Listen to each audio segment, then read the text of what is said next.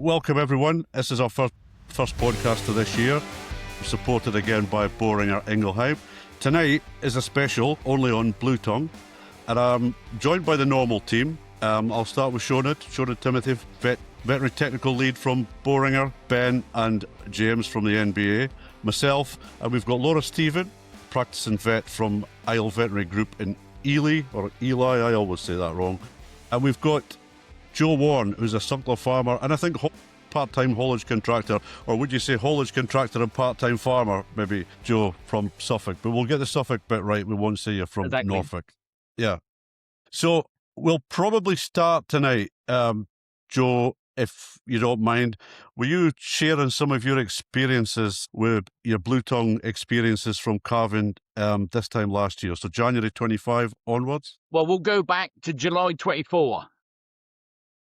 When we first scanned the cows. So we scanned 98 cows in July 24, realising we had a problem because we had a lot of empty cows. Normally we run sort of 6% empty, and July 24, we had 19 empty, which is, really high for us. So we done blood tests and things and couldn't find a lot wrong with the cows. So we just put it down to one of those things. And then Christmas Day, we had a first calf born early, and from then that went downhill very quickly. By the time we finished calving, we had 8 aborted. We had a further 5 died with brain deficiencies and everything. And then we're still left with 2 dummy calves, which is just no good at all. I wouldn't say they're thriving, but they're alive. So they're a year old and around about the 350 kilos mark.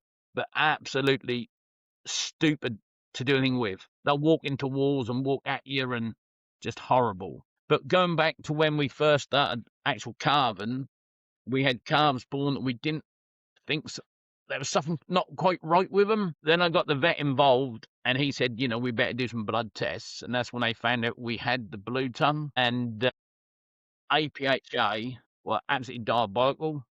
How they treated us, how slow they were at doing anything.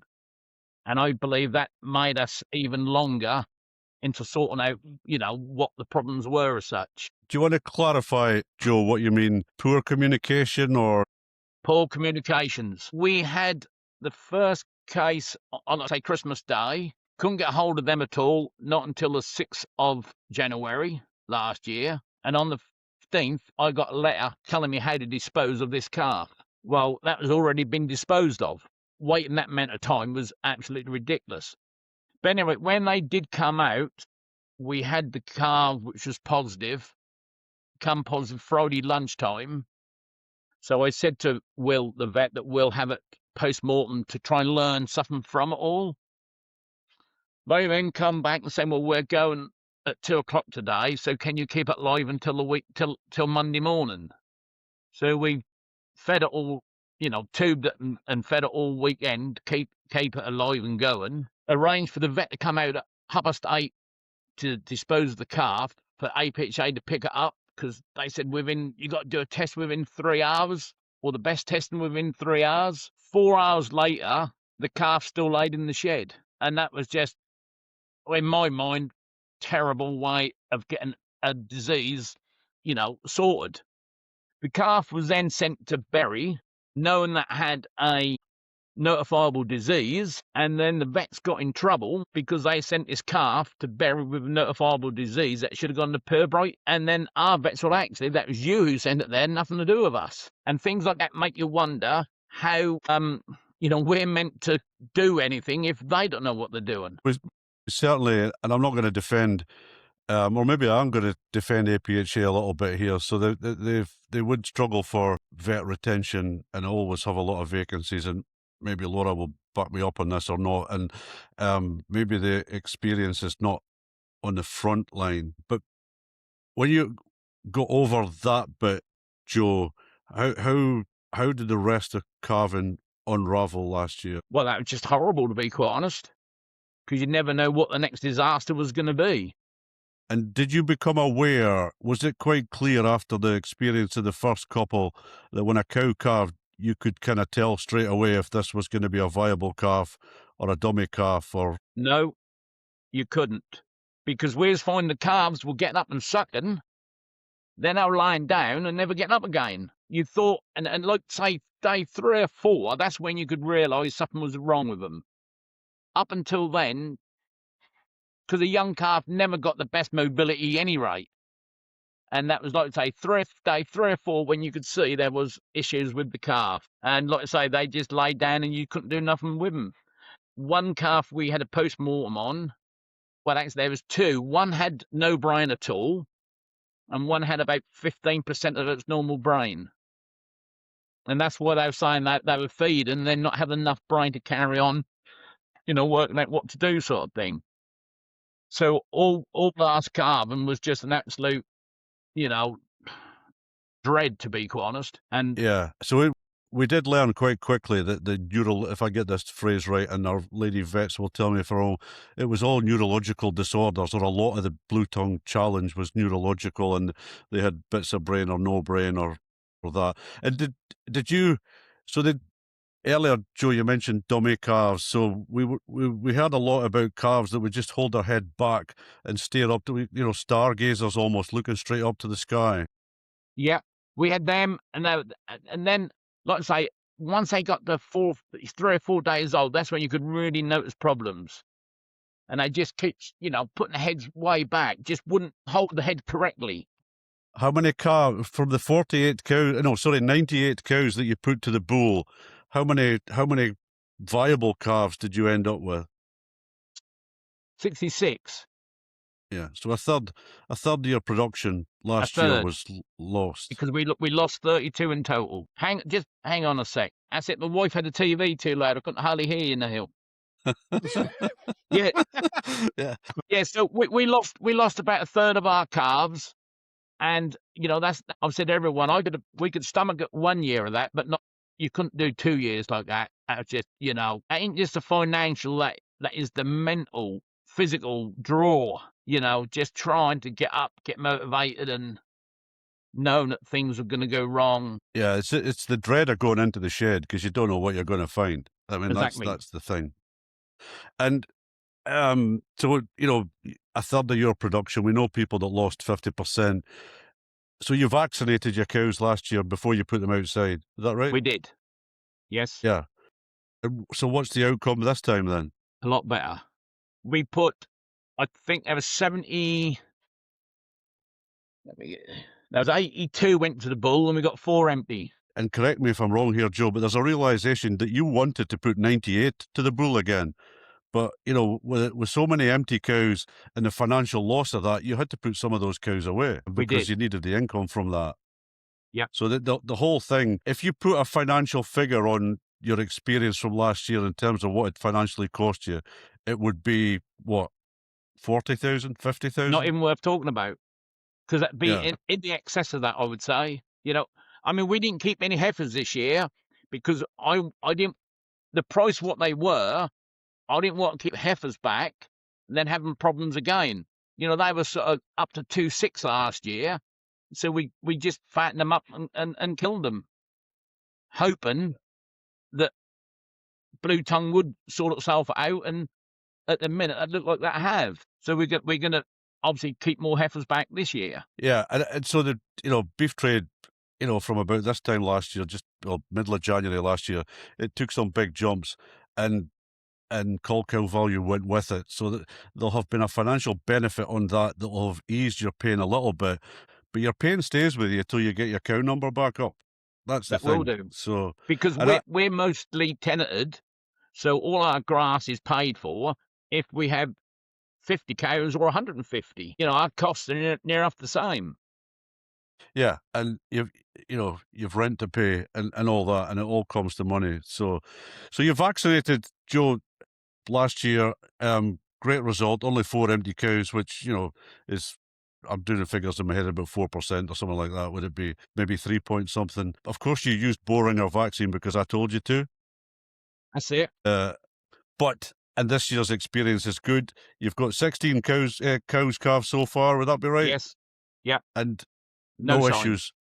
issues at all. No issues at all. So I'm going to open up the floor, Joe, and see if anyone else wants to ask you something Right. about your experiences, and just to be interesting to share with the rest of this group. Yeah, I could go first, Joe, and I'm going to go. Obviously, the financial burden is horrendous, but we've all had difficult calving years, but I've never had anything like that, and I know how difficult it is in a difficult calving year when things are just going wrong. So, how do you get through that? Have you got support around you or are you just getting up day after day dealing with all these issues? Yeah, you have to just put your big boy pants on and carry on. Very hard and very demoralising. But what else can you do? You've got livestock. You have to look after them, whatever the outcome is. But that was very hard. Very hard. Yeah, that's just horrendous. Do you have support on the farm? Do you have people who work with you, or are you pretty much one man band there? Mainly, I'm on my own. My son, because we do livestock haulage as well, so he's on the lorry. And yeah, I have a brother come help me one day a week on a Wednesday, come help me litter up and do. So that's our biggest work day. But the rest of the time, that's just me and the wife. And working with your wife when you're under stress don't make the best for a happy relationship. An awful lot of my initial experiences with the bad news stuff from Bluetongue came from my introduction to Joe last year, and it opened my eyes, and we have spread that message as far and wide as we can, and I think your openness, Joe, must be acknowledged for your efforts to help the industry generally, and make people aware of the risks to this disease. Well, I think it's very important, Neil, to share information like this. We've got to get it out to different people. And I think there's still a lot of farmers who bury their heads in the sand, not acknowledging that they had a problem. And I don't understand why people would do that. I think there's still a lot of farmers that are questioning whether they need to vaccinate, because there are questions over whether the disease has had less impact in the UK perhaps than we've heard about in the Netherlands.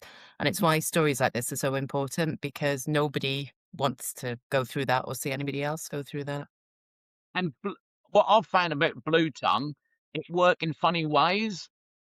Because where we're a group of cows, right on the east coast of Aldeburgh. So we're literally 20 yards away from the beach where our marshes are. And that rise up a fair, I don't know how high it goes, quite high to another farm. They were one of the first ones in this area to go down with Bluetongue, but we never did. So they were testing all their cows, and they had to test every calf what was born, and they never had Bluetongue calf. We never had any symptoms in the cows, but we had it in the calves. So complete turnabout. And we had the vet out as well to make sure, because where these other cows literally were half a mile away from us. And because where we were, obviously we thought the midgie would have come over the sea, over our cows, then got into theirs. But we had no clinical signs at all, not in the cows. Yeah, so we found that across several herds, scanning in kind of autumn 2024. Lots of the scanning was okay, but there were several very distinct groups that had almost complete pregnancy failure. And we've put it down to the bulls failing to perform. Similar to you, Joe, actually, very few clinical signs in cattle at all. So we found it definitely much more of a production disease in cattle, whereby the adults rarely express clinical signs, but the calves, when we got to calving in spring 2025, lots and lots of dummy calves born.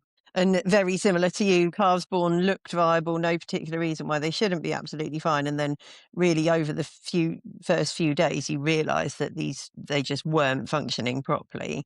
And at post-mortem had real big cavities in their brains. It's amazing actually how some of them managed to function at all when you look at their brains. So very much a production disease. And the other thing we found when we scanned in autumn 2024 across, so our practice is across much of Cambridgeshire, so slightly further inland from where you are, Joe, but lots of calves or lots of cows where the calves had kind of stopped developing at about 4 months old. So lots of cows with stillbirth, or Yeah, we had that as well. right, yeah, and that's unusual. I mean, Some we of the calves, rarely see that on yeah, a 'cause some of normal the year calves, without Bluetongue. yeah, sorry, but yeah, some of the calves that we had aborted, the cows scanned like 4 months in calf, and they were having calves near enough at the date of calving, but only about 5 months in. Yeah, So yeah, they cows yeah, held on and until kind of like the due mummified. date. Yeah, So yeah, similarly, we did see quite a few clinical signs in sheep. So some deaths in the sheep and others sort of swollen faces and really poorly sheep, and they took a little while to get over the disease. So we rolled out a vaccination campaign for sheep as soon as the vaccine came out in October 24, and then really, particularly for cattle, in spring 25, when all these dummy calves started being born, and we realised how much of a problem it was uh, for cattle, especially suckler cows, which are the majority of the animals that we deal with in our practice. Fortunately, scanning results this year are way better, similar to you, Joe. In fact, the only couple of herds that have had bad scanning results this year haven't vaccinated, but I would say the majority of our herds have done, which is great, and it seems to have worked really well. So really promising, hoping to go into spring calving with lots of good viable calves being born this time soon. So, Joe, what point did you start vaccinating? Did you decide as soon as the calving period was over and you learned what it was? Did you go in then? Like, yep. when was the jabs actually done? First of March, we started vaccinating. 1st and the 21st. That's when we done Right. them. So we knew everything was vaccinated before we started serving on the 5th of April. We started serving, so we knew Sure. everything was done, dusted. I couldn't afford to take the risk. What was it, £2.50 a dose? Yeah. And I That's thought for about right, yeah. £2.50, who wouldn't? An insurance policy near enough into. Why wouldn't you do it for £2.50 Cheap insurance policy. or 40,000 loss?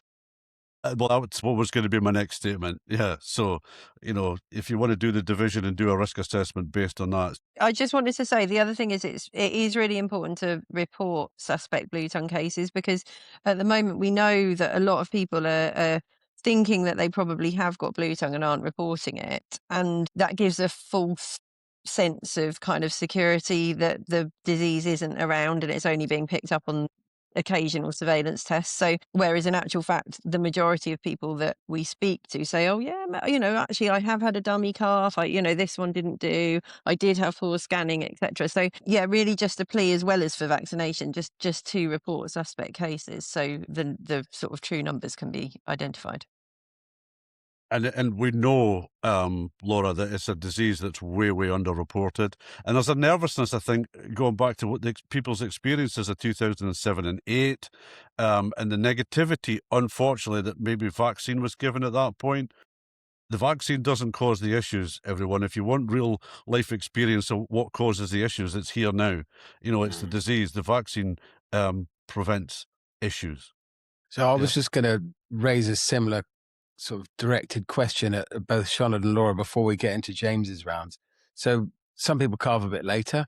Some people have a very extended carving pattern, whether deliberately or accidentally, but they do. Is the message that we're sending here, you can still vaccinate them in a batch, even if they're at different stages in their breeding cycles? Definitely. I'll let you answer that one, Shelley, but Well, I guess our take on it is that the focus now should be getting them vaccinated regardless of stage of pregnancy, ahead of the turnout period, ahead of the high risk season. We know that the vaccines are safe for use during pregnancy. Obviously, as we've said before, like handling very early pregnant animals or very late pregnant animals carries its own caveats. I think you can't protect what's happened already in terms of pregnancy, but you can protect what happens from now onwards. So it's never not the right thing to do to protect them before the risk period. Is it normally the first trimester where they get Bluetongue?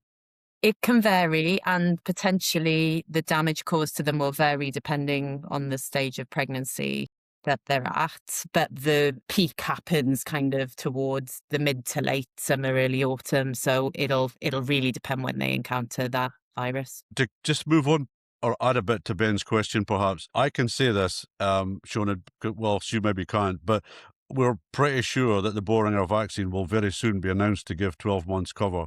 So it kind of says, Ben, that it doesn't really matter when you vaccinate them as long as you do it. And I was Yeah. also hinting at that perception that is sometimes certainly relevant to what we saw back in 2008, was it? Where there was a perception that the vaccine was causing issues, and it probably wasn't. But I just want to nail, with that question, I'm trying to nail home to folks, really don't worry. The vaccine isn't the thing that's going to harm your animals. It's the virus is going to harm your animals. So don't worry about when. If there's an opportune time, take the opportunity. Yeah, and actually speaking to that, Ben, and I will edit this and put this on the YouTube channel now. So if you're watching, you'll be able to see this. But this is it's some data from the Netherlands. So 2024, it said, it was a shocking time. People were really struggling, and it shows some of the problems that people were having with Bluetongue. But then they had quite a extensive vaccine rollout. About 90% of farmers were covered by the vaccine and by the Boltavo 3 vaccine from Boehringer. And they had 0 cases in 2025. So it just shows that herd immunity that was created through vaccination actually really works. And the whole point of vaccinating is that you don't see anything. That's what you want to see. And I think, James, based on that, I think when the control zone in place in last year in GB it looked as though it was almost half of England, but we still had less than 15% of English livestock in that zone. And all these cases late summer last year towards the autumn have been in the areas where livestock density is much higher. And that's why it's really critical that people pay attention this spring. Based on vaccine figures, we reckon that probably between 8 and 10% of stock have been vaccinated, and they have tended to be clustered around the areas where there was perceived to be a risk last year, rather than these areas where there might be a risk this coming season. So I think, it supports this message of, if you haven't done something already, do it as soon as you can.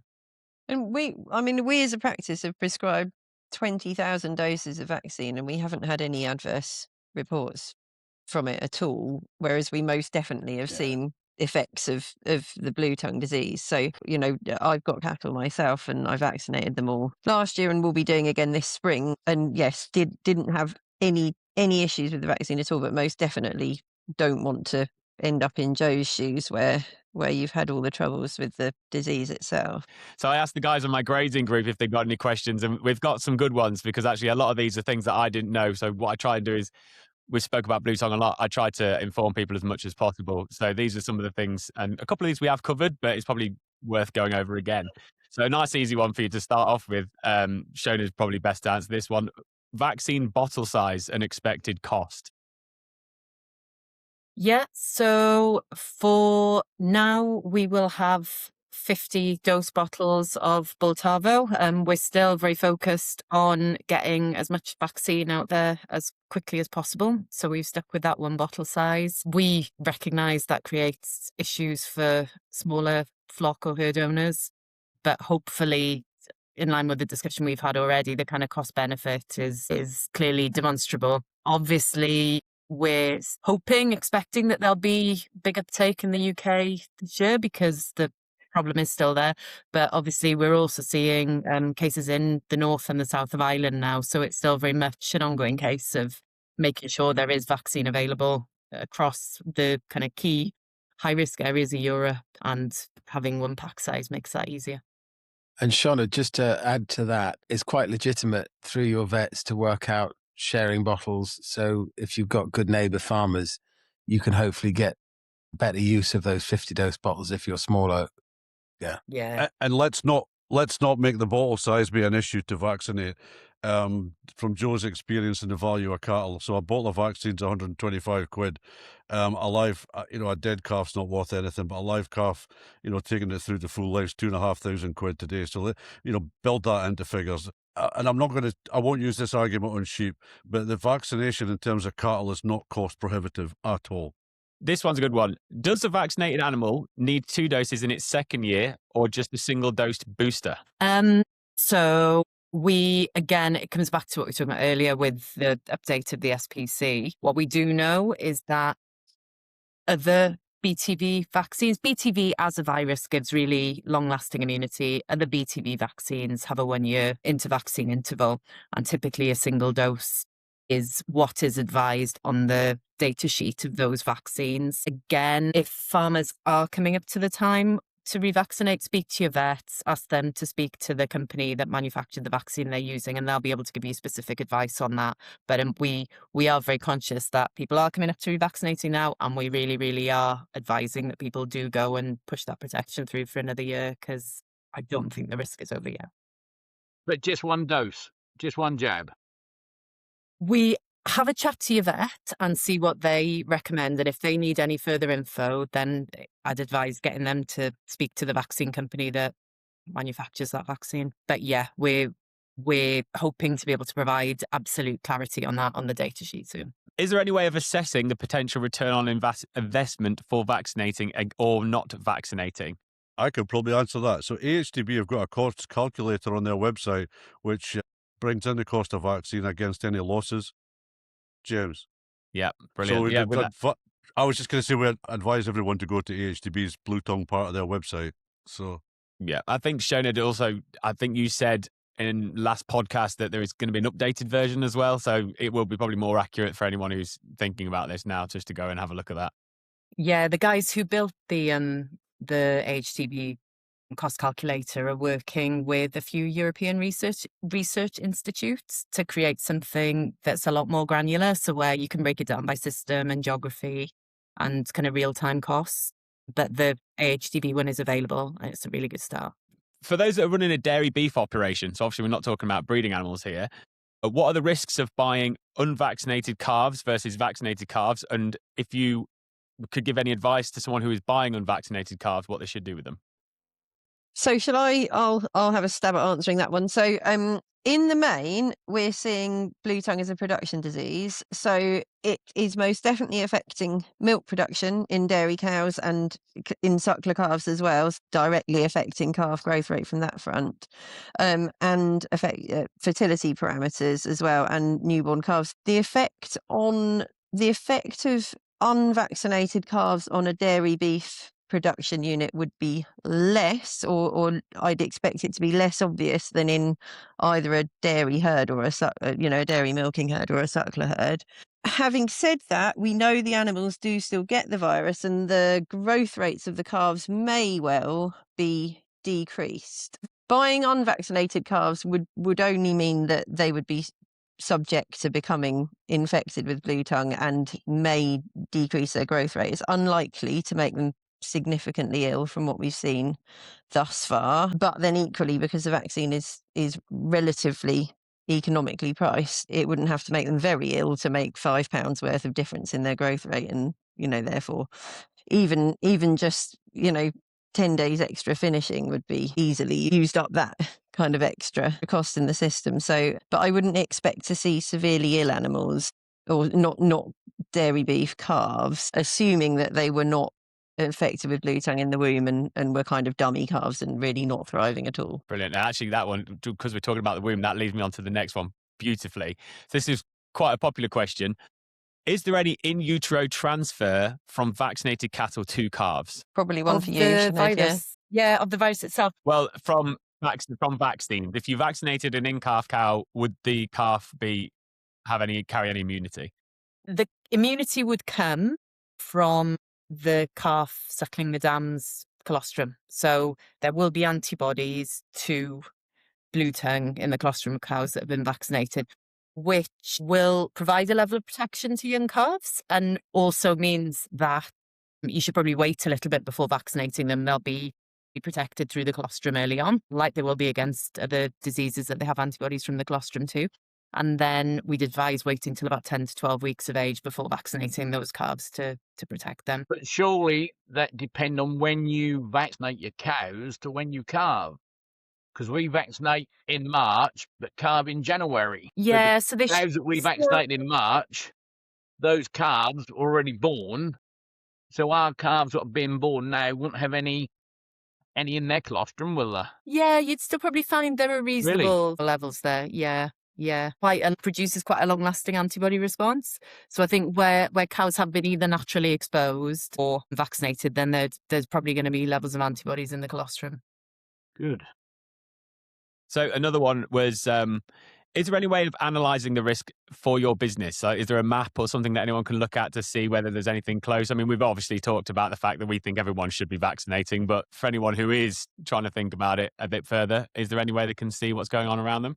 There is a risk map it's on the AHGB Bluetongue website, and it's got so much information on it, and it's a really good way of looking through sort of geographical risk, and which is obviously if there's midges around you and there's been Bluetongue identified, then your risk is going to be high of contacting the disease. But it will take you through several steps and give you a kind of risk level, which helps inform the decision to vaccinate. Brilliant. Yeah. And then is there any way of knowing the efficacy of the vaccine? I guess this probably is for you, Shonid, with some of the data that we're finding put together now. Yeah, so we know from the clinical challenge studies, which were the same as, even though the process was accelerated, they're the same studies that are done for any vaccine, that when animals are challenged with the virus, they have complete protection against clinical disease and also suppression of viremia as well. So it reduces it obviates the risk of them becoming ill, but also makes the risk of onward transfer much lower as well. But I think what we've also got is upwards of 45 million doses of vaccine that have been used in Europe and in the UK by now. And the data kind of relating to that really, which just supports exactly what you've said, Joe, that it makes a massive difference in the face of challenge. So is there still just the one strain that we vaccinate for? So each of the serotypes are quite different, immunologically different. So you won't get protection to one serotype by vaccinating with another, but there are vaccines against a number of the other serotypes as well. So obviously BTV8 is a concern. There have been those cluster of cases in Cornwall, and I think one on the Isle of Wight as well. There is a vaccine available to BTV8, and we're kind of keeping a bit of a watching brief on that side of things so that we can make vaccine available if required. But I think, again, if you look at the map, anyone will see that BTV3 is the real major challenge that we're facing. We've got one here for our Irish listeners. There's been some cases found in Ireland now. Should the Irish be looking towards vaccinating? Definitely, I would say, with the cases were found in December, weren't they? So it now would be an excellent time to vaccinate before it spreads throughout the midge population, and so they can get the animals protected before the risk really sort of hits home, I would say. So at the moment, because the temperature is low, the vaccine doesn't replicate under 12 degrees. So the midges at the moment are unlikely to be infectious because it's been reasonably cold for a long time. Where midges are already infected, where the vaccine's already replicated, they will still be infectious, but there might not be many of them left around now because it's been cold for a while. Sorry, Laura, I need a point of clarification there for my mind. When you say the midge can't replicate the vaccine, you mean they can't replicate the disease? Sorry, did I say vaccine? I meant virus. I did mean virus. I did. Yeah. So the virus can't replicate in the midge under 12 degrees. Yeah, and I've just got one more. This was from someone actually sent me this on Instagram. They said that their next door farm has it, and they've been having some issues with their calving right now. They've tested for lepto, neospora, IBR, and they've all come back negative. They've not yet tested for Bluetongue, but they've had calves that have been born blind, have development issues, and they've been unable to drink properly. Are these the kind of signs we'd expect to see from the disease? Yeah, very much so. Sadly. Very typical, yeah. Unfortunately, that's the sort of sad thing that we're going to probably experience this year. And we would encourage James, whoever that is, to speak to the private vet with haste and get some testing done to find out the extent of it. Yeah, exactly. Yeah, and as I imagine, same as what you were dealing with, Joe, like just going in the shed every morning, you not know what you're going to turn up to. Heart-wrenching. It's bad enough when you have one go wrong, but when it's all going wrong, it's not fun at all, is it? That's hard on the soul. I got asked a question at cattle breeders the other day, and I said I'd bring that forward as well. And it went, so forgive me because I didn't write it down, but it went something along this. It was a guy from the West Country who was on 6-monthly TB testing. wants to turn his cows out straight after his TB read.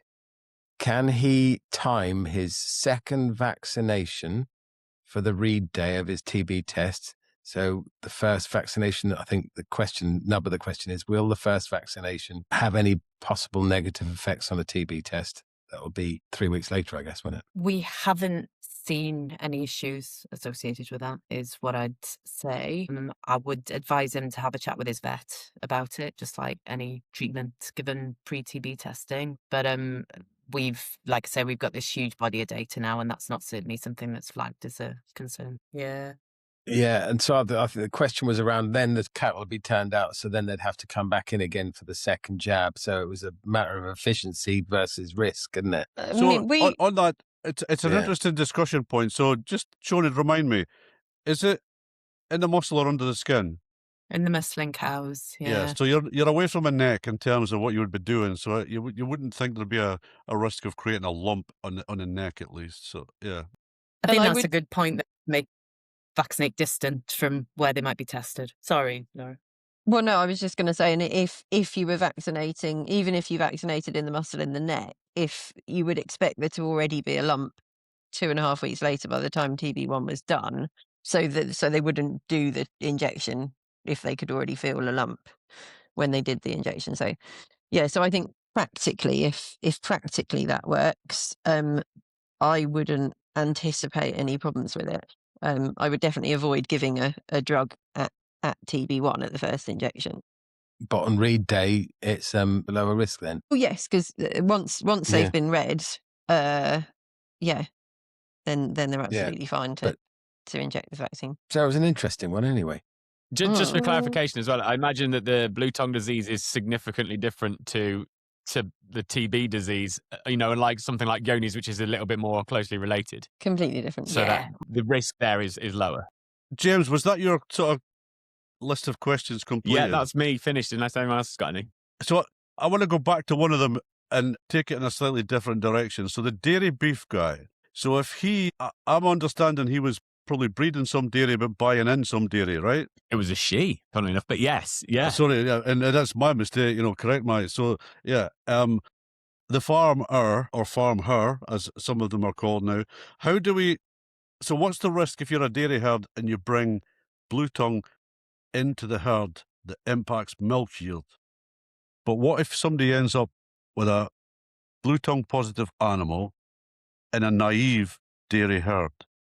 So I'm thinking that could have some quite serious financial impact on milk yield. So you wouldn't get direct transmission, but if you introduce Bluetongue virus to midges on the farm, and that would then to transmit the virus on, which is a risk, and that's why animal movements is a risk, then you could see quite severe impacts. I think in the Netherlands, when they did the kind of overall analysis, they estimated that a 1 litre loss per cow per day for up to 9 weeks, I think, was the impact, which, if you sum that up, is quite considerable. So yeah, that's the other aspect of the production loss that Laura was referring to that's been quite well documented. So there is obviously a risk, and people need to be aware. Some of those calves move significant distances from parts of the country that would have lower or higher impacts of disease potentially. Yeah, actually, just to pull that up, I've just pulled up the slide that I will have put on the YouTube earlier. It was 1 kilogram of milk per day on 2024 in the Netherlands. So if we're nearing the end of this, we need to end on a cheerier note than some of the discussion has been, because it's been quite harrowing, Joe, and I've spoke to you many times and knew your experiences, and I think, again, credit to you for coming onto our podcast and sharing that information with other farmers. And this is the first time we've done this, but if anyone has any further questions coming out of this podcast, then reach out to information@nationalbeefassociation.com, and we make sure those questions get guided to people that can give, and for people that are going through challenging times. And I did say I would end it on a laugh, so those people that have suffered challenges from Carvin or our current Arsenal football fans who are obviously struggling a little bit at the moment as well. If nobody has anything else, we will wind it up there. Thank everyone for attending this Bluetongue special, and those of you out there that are listening, thank you very much. Please keep subscribing, and we'll keep moving on, and watch out for the next edition of Stakeholders Podcast.